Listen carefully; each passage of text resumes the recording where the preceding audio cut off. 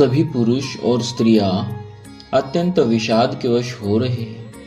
स्वामी श्री रामचंद्र जी माता कौशल्या के पास गए। उनका मुख प्रसन्न है और चित्त में चौगुना चाव उत्साह है। यह सोच मिट गया है कि राजा कहीं रख न ले। श्री राम जी को राज तिलक की बात सुनकर विषाद हुआ था कि सब भाइयों को छोड़कर बड़े भाई मुझको ही राज तिलक क्यों होता है। अब माता कैकेयी की आज्ञा और पिता की मौन सम्मति पाकर वह सोच मिट गया। श्री रामचंद्र जी का मन नए पकड़े हुए हाथी के समान और राज तिलक उस हाथी के बांधने की कांटेदार लोहे की बेड़ी के समान है। वन जाना है, यह सुनकर अपने को बंधन से छूटा जानकर उनके हृदय में बड़ा आनंद बढ़ा है। रघुकुल तिलक श्री रामचंद्र जी ने दोनों हाथ जोड़कर आनंद के साथ माता के चरणों में सिर नवाया। माता ने आशीर्वाद दिया, अपने हृदय से लगा लिया और उन पर गहने तथा कपड़े न्यौछावर किए।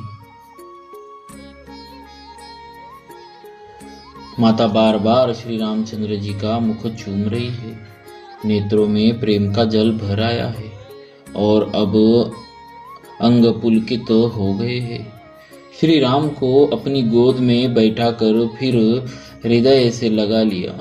सुंदर स्तन प्रेम रस दूध बहाने लगे।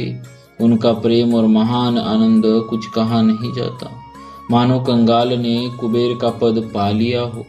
बड़े आदर के साथ सुंदर मुख देखकर माता मधुर वचन बोली, हे तात, माता बलिहारी जाती है, कहो वह आनंद मंगलकारी लग्न कब है जो मेरे पुण्यशील और सुंदर सुख की सुंदर सीमा है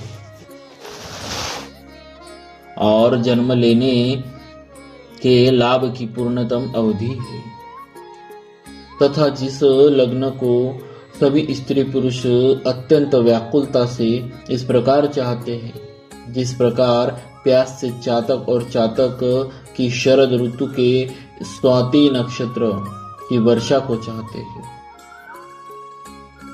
हे तात, मैं बलैया लेती हूँ, तुम जल्दी नहा लो और जो मन भावे कुछ मिठाई खा लो। भैया, तब पिता के पास जाना, बहुत देर हो गई, माता बलिहारी जाती है। माता के अत्यंत अनुकूल वचन सुनकर जो मानो स्नेह रूपी कल्प वृक्ष के फूल थे, जो सुखरूपी पुष्परस से भरे थे और श्री राजलक्ष्मी के मूल थे, ऐसे वचन रूपी फूलों को देखकर श्री रामचंद्र जी का मनरूपी भंवरा उन पर नहीं भूला। धर्मधुरीन श्री रामचंद्र जी ने धर्म की गति को जानकर माता से अत्यंत कोमल वाणी से कहा, हे माता, पिताजी ने मुझको वन का राज्य दिया है जहाँ सब प्रकार से मेरा बड़ा काम बनने वाला है। हे माता, तू प्रसन्न मन से मुझे आज्ञा दे जिससे मेरी वन यात्रा में आनंद मंगल हो। मेरे स्नेहवश भूल कर भी डरना नहीं। हे माता, तेरी कृपा से आनंद ही होगा। 14 वर्ष वन में रहकर पिताजी के वचनों को प्रमाणित सत्य कर फिर लौटकर तेरे चरणों का दर्शन करूंगा। तू मन को दुखी न कर। रघुकुल में श्रेष्ठ श्री रामचंद्र जी के ये बहुत ही नम्र और मीठे वचन माता के हृदय में बाण के समान लगे और कसकने लगे। उस शीतल वाणी को सुनकर कौशल्या माता वैसे ही सहम कर सूख गई जैसे बरसात का पानी पड़ने से जवा सा सूख जाता है। हृदय का विषाद कुछ कहा नहीं जाता, मानो सिंह को गर्जना सुनकर हिरणी विकल हो गई हो। नेत्रों में जल भर आया, शरीर थरथर कांपने लगा, मानो मछली मौंजा पहली वर्षा का फेन खाकर बदहवास हो गई हो। धीरज धरकर पुत्र का मुख देखकर माता गदगद वचन कहने लगी, हे तात, तुम तो पिता को प्राणों के समान प्रिय हो। तुम्हारे चरित्र को देखकर वे नित्य प्रसन्न होते। राज्य देने के लिए उन्होंने ही शुभ दिन सोधवाया था, फिर अब किस अपराध से वन जाने को कहा? हे तात, मुझे इसका कारण सुनाओ। सूर्यवंश रूपी वन को जलाने के लिए अग्नि कौन हो गया? तब श्री रामचंद्र जी का रुख देखकर मंत्री के पुत्र ने सब कारण समझाकर कहा। उस प्रसंग को सुनकर वे गूंगी जैसी चुप रह गई। उनकी दशा का वर्णन नहीं किया जा सकता।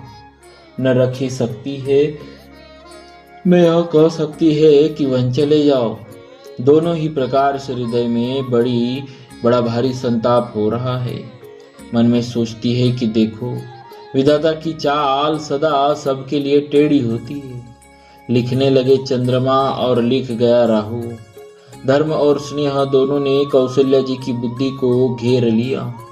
उनकी दशा साप छछुंदर की सी हो गई। वे सोचने लगी कि यदि मैं अनुरोध करके पुत्र को रख लेती हूँ तो धर्म जाता है और भाइयों में विरोध होता है, और यदि वन जाने को कहती हूँ तो बड़ी हानि होती है।